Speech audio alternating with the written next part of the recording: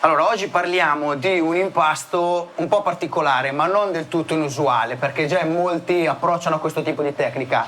Andiamo ad unire una biga e un polish. Questo perché? Perché andiamo a sfruttare quelle che sono le caratteristiche di sviluppo e di profumi della biga con le acidità del polish.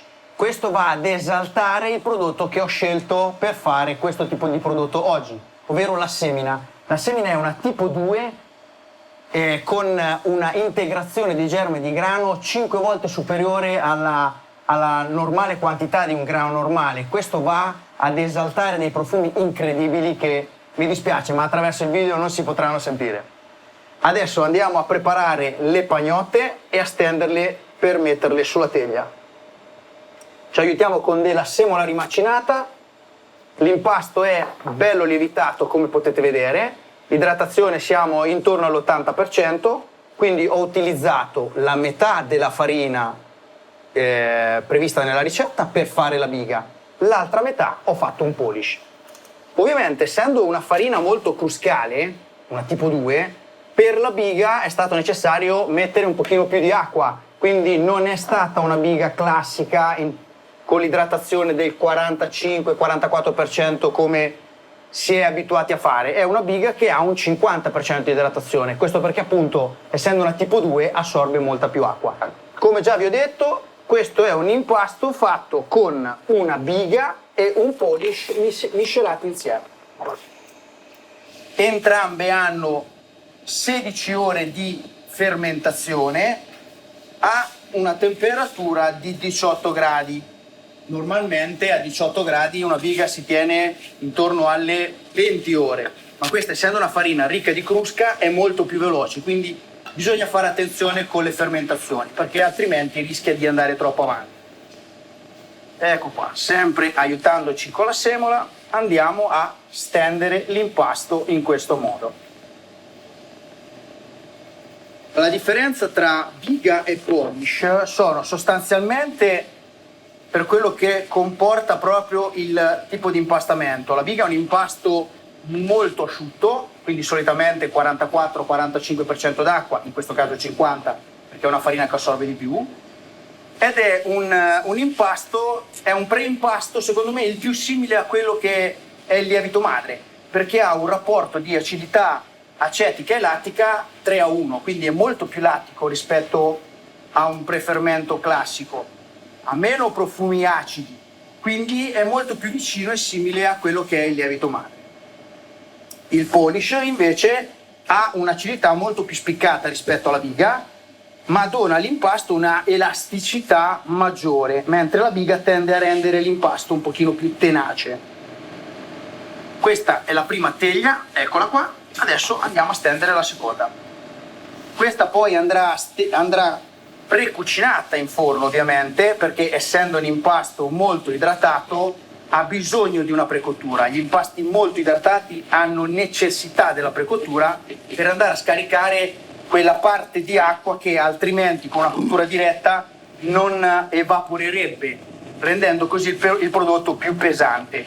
Invece con una precottura fatta bene, ovviamente, andremo a regalare proprio delle consistenze, delle friabilità decisamente più spiccate. Solitamente per una teglia 60x40 il peso della pagnotta deve aggirarsi al 1,2 kg. In questo caso sto utilizzando mezze teglie, ma non sto facendo pezzature da 600 grammi, sono leggermente più abbondante perché voglio realizzare una pizza farcita. Quello che ci rimane da fare è solamente mettere un po' di olio sulla superficie e poi andiamo direttamente in cottura.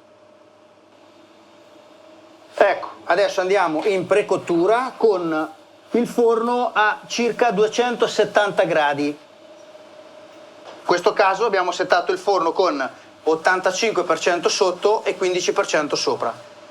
Questo per i primi 5 minuti, 6 minuti che saranno quelli della precottura, e poi andremo a settare in maniera opposta. Adesso qui possiamo vedere il prodotto che ha terminato la cottura. Come abbiamo proceduto? Precottura a 260 gradi, 270 gradi circa, con più calore sotto e meno calore sopra. Questo perché il calore deve passare attraverso la teglia e dare la spinta all'impasto per cucinare bene. Poi andrà finito di cuocere come? Con la stessa temperatura, un pochino più alta, intorno ai 290-300 gradi, però con il settaggio all'opposto, ovvero più calore nella parte sopra, appunto per finire di colorare la superficie, e meno calore sotto, perché già ha preso la scottata, chiamiamola così, nella fase di precottura.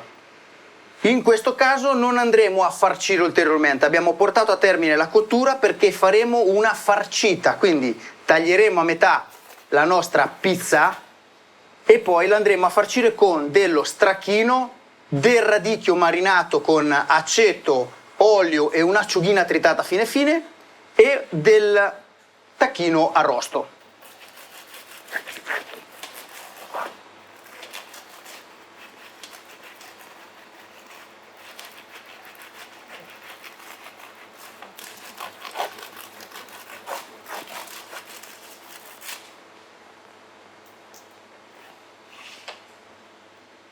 Ecco qua, questo è il risultato finale, vedete come nonostante sia una tipo 2, quindi una farina molto cruscale, se trattata con il giusto metodo riesce a regalare un'alveolatura degna di una 00. Adesso andiamo a farcirla con dello stracchino che ho leggermente frullato in modo da renderlo un pochino più cremoso, in questo modo.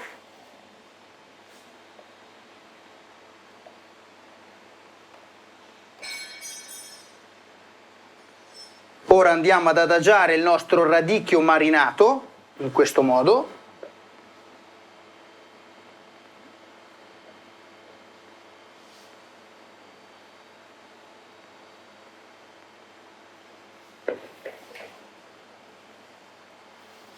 E ora terminiamo con il tacchino arrosto.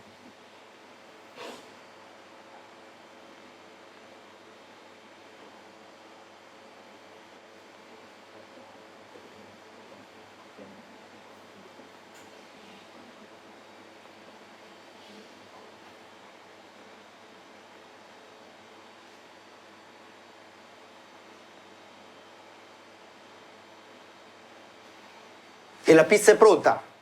Ricopriamola e andiamo a tagliarla.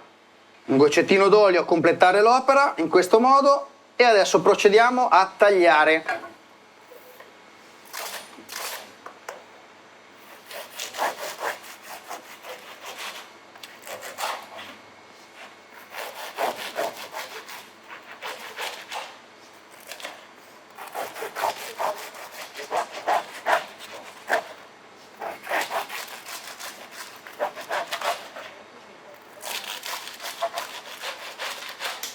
Ecco qua, quello che vi rimane da fare è invitare gli amici a mangiare una bella focaccia ripiena fatta con una tipo 2 semina, biga e polish. Ragazzi, risultato eccellenza.